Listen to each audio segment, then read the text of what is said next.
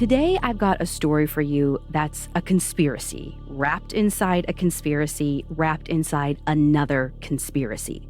It's a top secret military project that started in the 1940s, and it might still be going on today.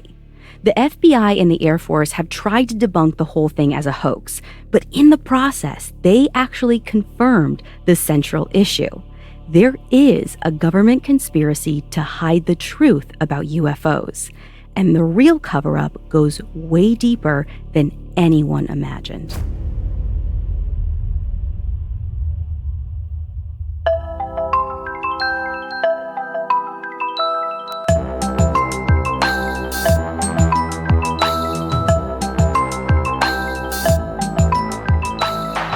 This is Supernatural, a Parcast original, and I'm your host, Ashley Flowers. Every Wednesday, I'll be taking a deep dive into a real unexplained mystery to try and figure out the truth. This week, I'm looking at Majestic 12, the alleged government committee that was created to investigate UFOs. You can find all episodes of Supernatural and all other Parcast originals for free on Spotify. And if you like what you're hearing, reach out on Facebook and Instagram at Parcast and Twitter at Parcast Network.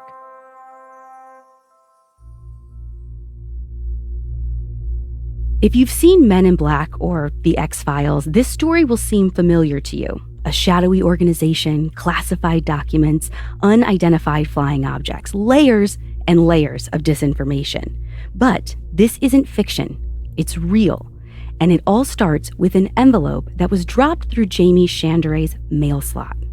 Jamie was a TV producer who mostly did documentary work, nothing too big or controversial. He definitely wasn't used to getting strange tips from anonymous sources. But one afternoon in December of 1984, a manila envelope arrives at his North Hollywood home. It has no return address, but it's postmarked Albuquerque, New Mexico. Inside is another smaller envelope. And inside that envelope is a third envelope, unmarked except a Marriott Hotel logo on the back flap. When Jamie opens that last envelope, there's a roll of film inside. Before he even develops the photos, he has an idea of what this might be about. A few years ago, he'd started production on a fictional movie about UFOs.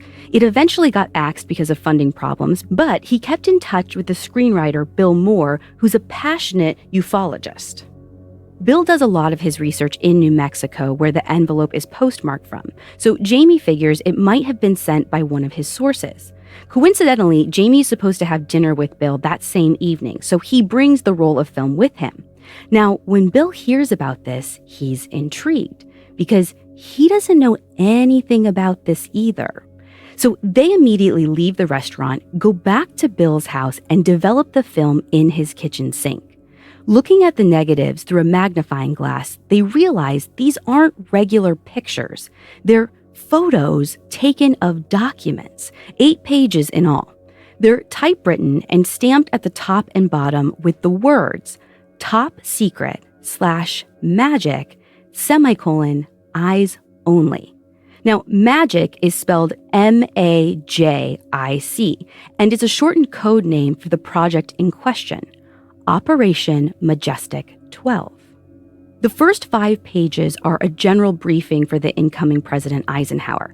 It's dated November 18, 1952, just a couple of weeks after he won the election.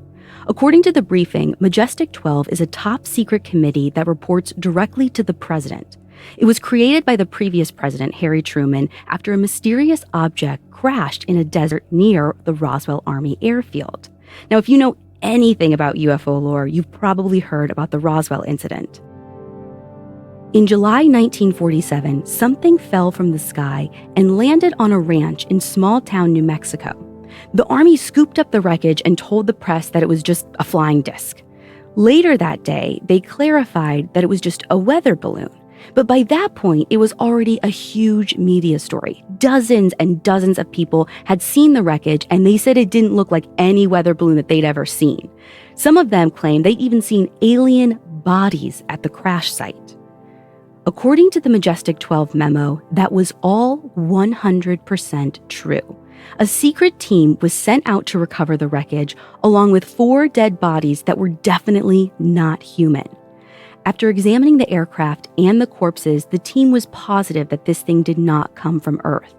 This obviously had to be kept under wraps or there would be chaos. So President Truman appointed a top-secret committee of 12 people to investigate it, codenamed Operation Majestic 12.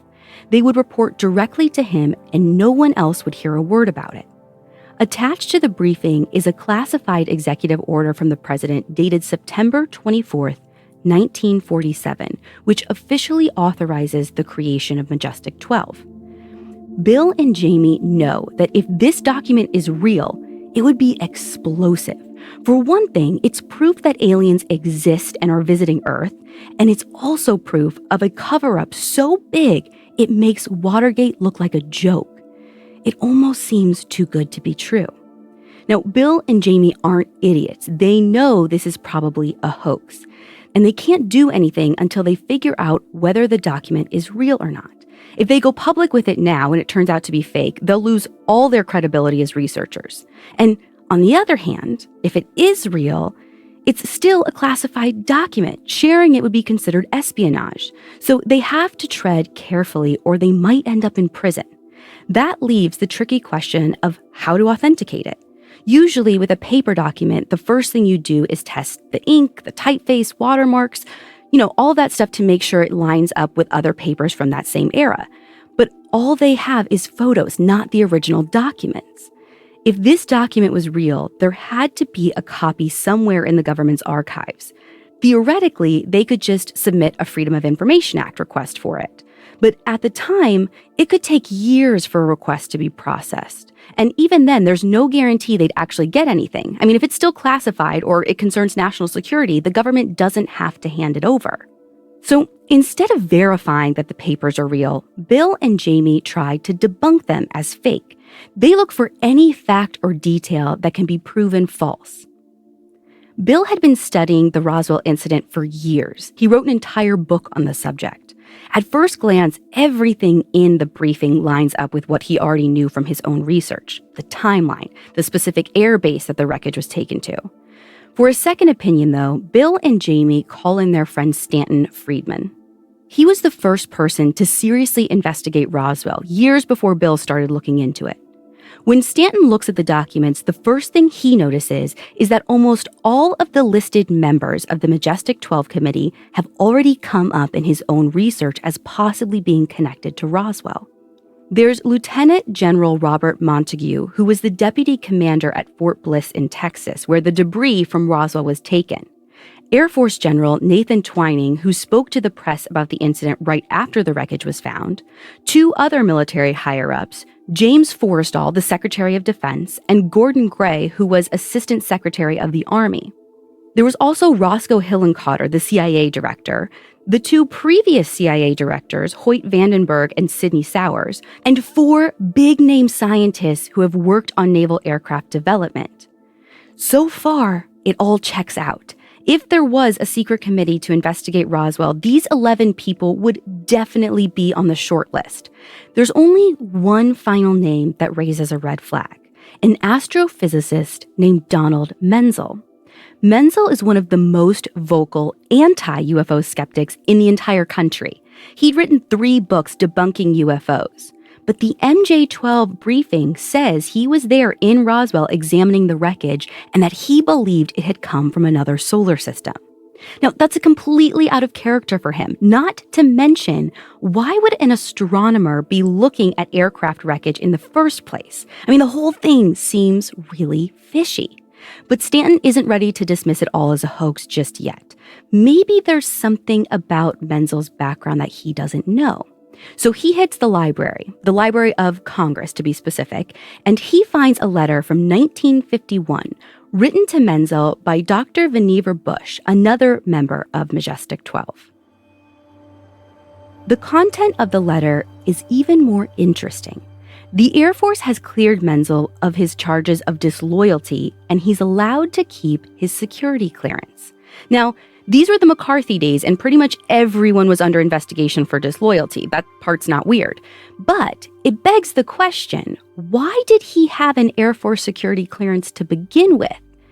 Stanton does some more digging, and it turns out Menzel did classified intelligence work for decades, starting in the 1930s. He consulted for the NSA and the CIA. He had a whole folder full of correspondence with JFK, which was just tucked away in the Harvard archives. And the nature of that work? He was a cryptanalyst, a code breaker.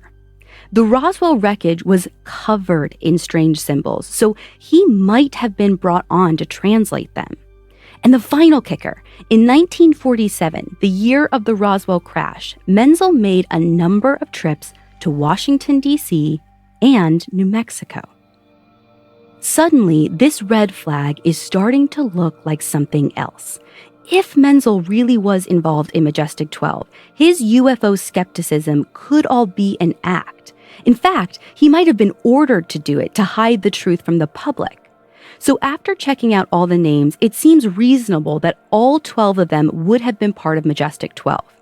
The next step is to look at the dates and see if all those people could have actually met at the given time and place. Now, the executive order creating MJ-12 is dated September 24th, 1947, and it was supposedly given from President Truman to Secretary of Defense James Forrestal, along with Dr. Vannevar Bush. Well, according to Truman's appointment book, he only met with Forrestal and Bush together one time in 1947, and it was on September 24th.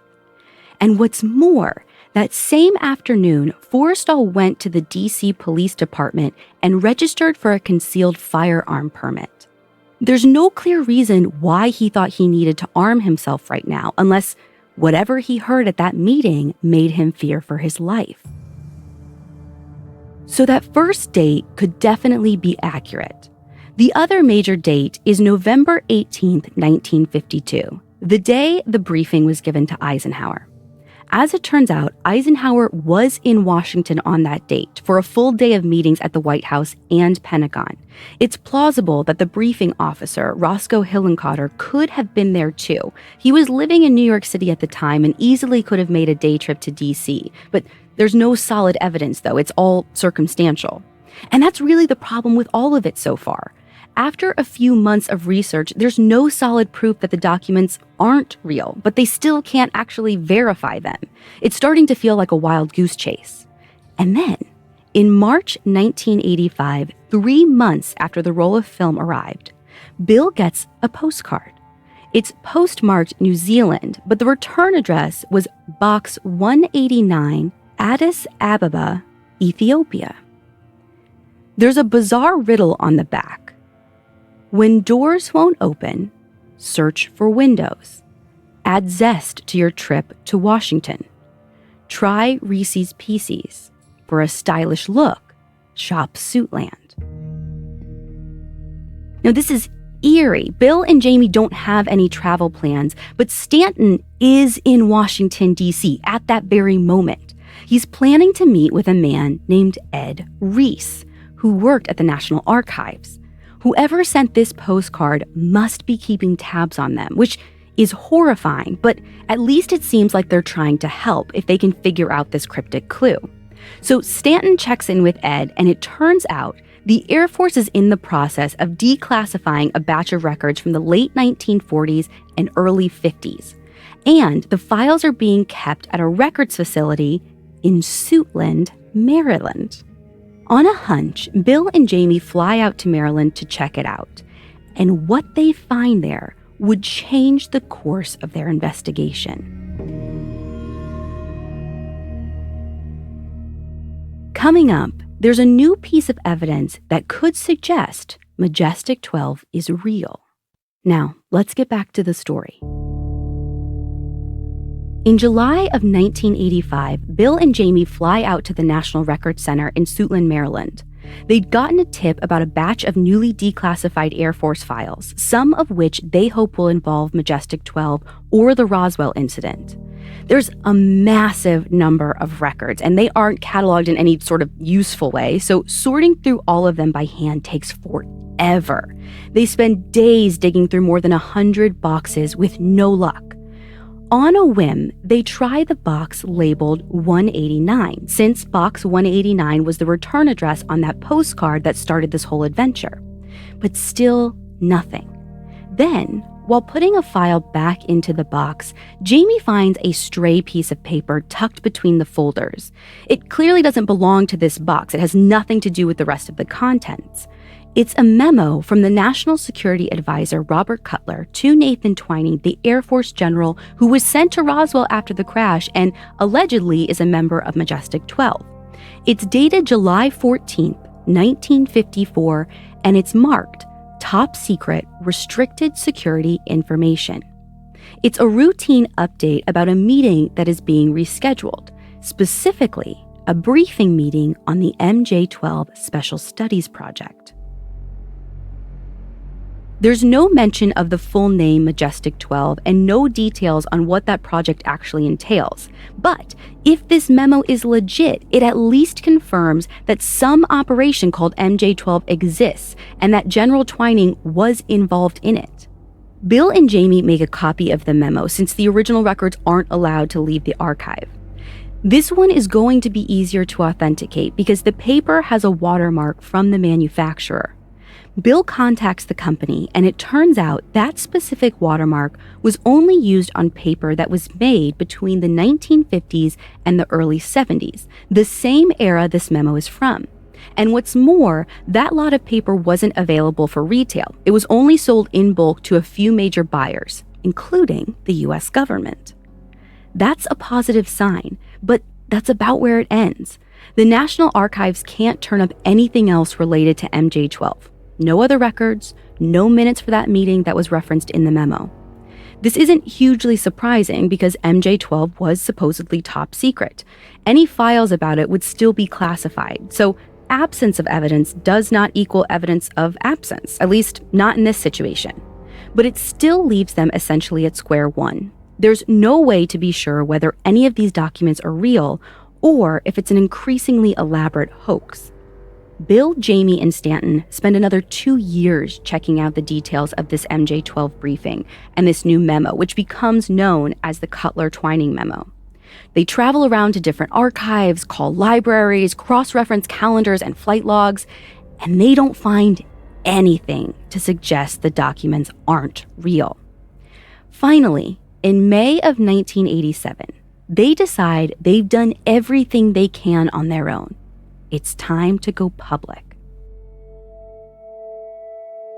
Bill sends copies of the MJ-12 papers and the Cutler-Twining memo to every media outlet that he can get a hold of, along with a one-page press release that says, quote, "Although we are not in a position to endorse its authenticity at this time, it is our considered opinion that the document and its contents appear to be genuine."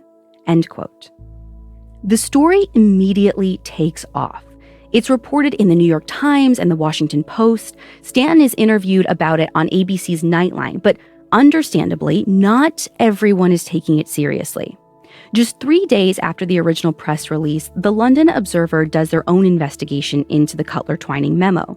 The journalist, Martin Bailey, contacts the National Archives and speaks to the worker who'd been helping Bill and Jamie. She confirms that the memo, quote, was found in the files of the U.S. Air Force Director of Intelligence and is certainly genuine, end quote. The reporter, though, isn't so sure. He notices that the memo isn't signed, which to him suggests that it's fake. However, there's an easy explanation for this. Robert Cutler was out of the country at the time this memo was written. It came from his office, not him personally. It would actually be more suspicious if it was signed, since he couldn't have possibly been at the White House to sign it. The article also suggests the obvious. Bill and Jamie could have planted the memo in the archive themselves as a hoax. But the thing is, security at the National Archives is insanely tight. The files are locked in vaults, which you need a special clearance to get into. You have to ask a staff member to retrieve them for you, one box at a time. And then, to get into the viewing room, you have to go through security. Nothing goes in and nothing goes out. No backpacks, no notebooks, no scraps of paper. The workers watch you like a hawk to make sure everything is put back into the proper box before they bring you the next one. So, I mean, technically, it's not impossible that Bill and Jamie could have forged the memo and smuggled it into the archive, but it would have been really difficult. And when you think about it, they flew all the way across the country and spent days digging through files before they found this memo. Surely there are easier ways they could have pulled off this hoax. But soon, even other ufologists are poking holes in the Majestic 12 documents. The main critic is a researcher named Philip Klass. Klass points out that in the MJ-12 briefing, the date is formatted as day, month, year, but the standard for government documents at the time was month, day, year. This argument is kind of shaky because, that's just like a guideline. It's not a hard and fast rule. There are plenty of papers from that time that use non-standard date formats. Klass also says that the signature by Harry Truman on the original briefing is too accurate of a match. He claims that it's identical to the signature on a certain letter Truman sent in 1947, so he says it must have been copied. But here's the thing, if you actually look at the two signatures side by side, they are clearly not identical. Even with the naked eye, you can see the differences, so this actually ends up calling Klass's credibility into question more than the documents. And what about that Cutler Twining memo? Klass says that the typeface is wrong. It's written in a larger font called pica, and according to Klass, all the documents from Cutler's office use a small font called Elite. As a challenge, he actually offers Stanton $100 for each verified memo he can find from Cutler's office that uses the pica font. And lo and behold, Stanton mails him 34. There's one thing Stanton, Bill, and Jamie can't explain away, though. The briefing refers to MJ-12 member Roscoe Hillenkotter as Admiral, when his actual rank is Rear Admiral. Now, they sound the same, but there's actually a huge difference. Rear Admiral is a 1 or 2 star rank. Admiral is 4 stars. If the document was made by a civilian, this would be an understandable mistake. But who's listed as the author? Roscoe Hillenkotter himself. He would never have gotten his own rank wrong.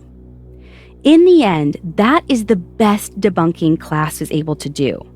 We're still essentially at square one. No one can either confirm or deny Majestic 12 except the US government. And initially, they're completely silent. Bear in mind, leaking classified documents is considered espionage. Forging classified documents is also a crime. So whether they're real or not, the FBI should absolutely be looking into this. When they finally do look into it over a year later, it's only because the Air Force tells them to. An agent from the Office of Special Investigations, or the OSI, finds a copy of the MJ-12 briefing and brings it to the FBI. This agent doesn't know anything about MJ-12, but some of the other classified projects in the briefing actually existed, so he assumes it's real. He wants them to check and make sure this document was properly declassified. The FBI responds a month later saying that the Air Force OSI has advised them that, quote, the document was bogus and the case should be closed, end quote. How they came to that conclusion is a complete mystery because there's no record of any investigation apart from asking the OSI, which doesn't make any sense because it was an OSI agent that asked the Bureau to look into it in the first place. Now, a few years later, another FBI agent finds a copy of the MJ-12 papers floating around. Not knowing what it is, the agent calls the Department of Defense. They don't know what it is either, but again, a lot of the info checks out, so they tell the agent to send it on to the FBI headquarters and to have them look into it. Once again, the FBI sends the briefing on to the OSI, asks them to find out where it came from, and that's where it ends. There's nothing else in the FBI's file from the investigation, not even a response from the OSI, if they ever got one. The entire FBI file was released to the public in December of 1993. It's only 22 pages, and 13 of them are copies of the MJ-12 briefing with the word bogus scrawled over each page in black marker. Obviously, this does nothing to stop the controversy, especially because around this same time, a congressman from New Mexico is lobbying the Defense Department to release all their files about Roswell. He gets stonewalled at every turn. He writes the Secretary of Defense, the National Archives, the General Accounting Office. The more he's ignored, the more he is sure that whatever crashed in Roswell was not a weather balloon. If they have nothing to hide, why are they being so cagey? And then, finally, in September 1994, the Air Force admits the truth. It was not a weather balloon. The Roswell incident was a cover-up. Coming up, we'll look at the Air Force report and the whole new branch of conspiracy theories that followed it. Now back to the story. In the early 90s, a New Mexico congressman started pressuring the Defense Department to release their files on the Roswell incident. They refuse, delay, ignore requests. Finally, the General Accounting Office opens an official investigation. They ask for any and all government records concerning Roswell. And that is when they discover the problem. There are no Roswell files. Huge amounts of Roswell Army base records from the late 40s were destroyed with absolutely no explanation. There's not even a record of when they were destroyed or by who. Now, the military guidelines in 1947 said that all air accidents had to be reported, and the records had to be kept permanently. Several other crashes in July of 1947 are reported, but for some reason, the infamous Roswell crash is completely absent. And it's not just the Army base files. The Department of Defense, CIA, National Security Council all said they had nothing related to Roswell or Majestic 12. The FBI has exactly one document, a single-page memo from the day after the wreckage was found. And that's it. The investigators had no way to verify whether these agencies were telling the truth, but they did go to a dozen different archives to search the files on their own. Their report says that, quote, "Our search of government records was complicated by the fact that some records we wanted to review were missing, and there was not always an explanation," end quote. Before this report is released to the public, the Air Force comes out with their own report in September 1994. They confirm what everyone is about to find out. There was a cover-up at Roswell. But they weren't hiding a UFO and alien bodies. It was a top-secret defense project called Project Mogul. Mogul was a short-lived program from 1946 to 1950. The goal was to develop a surveillance balloon that could detect sound waves from atomic bomb tests in the Soviet Union. What they came up with was basically a huge weather balloon with a bunch of sensors and radar reflectors attached to it.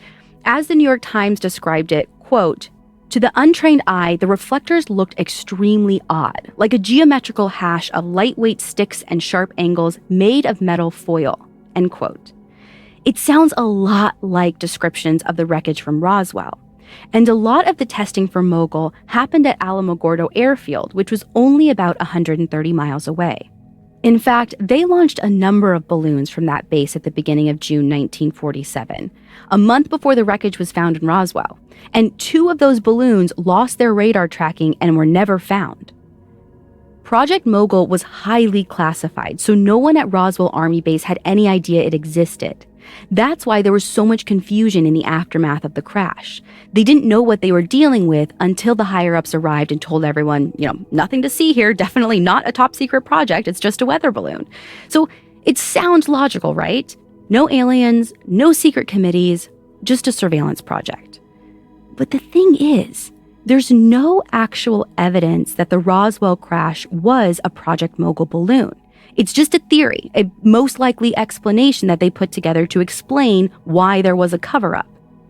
Is it more likely than an alien spacecraft? Sure, but there are still some pieces that don't add up. Project Mogul ended in 1950. It was declassified in the early 70s. If that's all that was going on, why didn't they just say so before now? And if it really was just a Project Mogul balloon and they'd figured that out right away, why is there no record of it? There are plenty of other files from Mogul, none of which mention a balloon that crash landed in Roswell. It makes no sense why they'd keep all the other records but destroy anything related to Roswell. If we do accept this explanation, just for the sake of argument, it means the Majestic 12 documents have to be a hoax. But then, who sent that roll of film to Jamie? And that postcard from Ethiopia? And that memo that was planted at the National Archives? The answer is, Jamie and Bill could have started the hoax themselves. As it turns out, the year before that roll of film appeared in Jamie's mailbox, Bill had told a friend that he was thinking about releasing fake top-secret documents in the hope that it would bait actual military officials into coming forward with the truth about UFOs. Now, it's one man's word against another, and even if Bill did say that in passing, there's no proof that he actually did it, and it's hard to say whether he could if he even wanted to. I mean, consider the massive amount of work it took for Bill and Jamie and Stanton to check out all of these claims. If they cooked this whole thing up themselves, it means that they would have had to do years worth of research beforehand and then redo it again to, quote unquote, verify their own hoax documents. And they would have had to been able to forge documents so accurately that they fooled the National Archives staff and the FBI and at least briefly the Air Force. If someone else besides them was behind it, that's a lot of effort to go through for no material benefit. Who would have a reason to do all of that and access to all the information they needed to pull it off? Well, in 2007, 20 years after the MJ-12 documents were published, we got an answer. There was another ufologist named Bob Pratt who worked with Bill in the early 80s. Bob had a habit of secretly tape recording his conversations for his own reference, including conversations he had with Bill and an Air Force intelligence agent named Richard Doty. Those recordings revealed that Bill had been meeting with Special Agent Doty since 1980. Bill told him where he was at in his Roswell investigation, and Doty passed along insider information to lead him on the right track. In December of 1981, Doty dropped a bombshell. All the top secret intel about UFOs was compiled into a briefing in 1952, which was given to the incoming President Eisenhower. He didn't personally give that document to Bill, but when a copy showed up in Jamie's mailbox 3 years later with a postmark from Albuquerque, where Doty lived, there should have been no doubt about who sent it. So it came directly from an Air Force intelligence officer. But if you think that means it's real, think again. Richard Doty was a disinformation agent. His job was to infiltrate UFO circles and feed them false information to keep them from getting too close to the military's classified projects. If you look at everything that's said on the tapes, it's pretty clear that Doty had taken all of Bill's theories and crafted fake documents to confirm them. That's why the Roswell information matched his research. The names were all people he and Stanton had already looked into. That anti-UFO scientist, Donald Benzel, could have just been thrown in as a joke. The Majestic 12 briefing isn't a one-off occurrence. Doty had been doing this kind of thing for years, and there's tons of evidence. Around this same time, he was involved in an elaborate disinformation scheme against an Air Force contractor named Paul Benowitz. Paul was digging into projects he wasn't supposed to be digging into, so Doty and a few other agents distracted him with conspiracies about an alien invasion. They even broke into his house to plant fake evidence. It spiraled so out of control that Paul ended up in a psychiatric hospital. All of this was well known among UFO researchers as early as the 1990s, but Doty's involvement in Majestic 12 wasn't known until 2007 when the secret recordings of Bill finally surfaced. Doty himself practically confirmed it in 2014 that he was behind the Majestic 12 documents. Now, the Air Force refuses to comment, but that's to be expected. If they really went through all this effort to keep the ufologists out of the way, we have to wonder why. What were they hiding? We know it isn't Project Mogul because that was already declassified by the 80s. We can assume it isn't aliens either because that was the diversion they wanted everyone to look at. Or maybe that's just what they want us to think. Maybe they created these hoaxes just for the sake of debunking them and making ufologists look like frauds. I mean, what better way to convince the public that aliens aren't real? We could go in circles like this all day and never get closer to the truth. It's safe to say there's definitely a conspiracy here, but it's impossible to know who's behind it or what they're trying to hide. What I can say is this: if you're going to look for an answer, be careful. You never know who you can trust.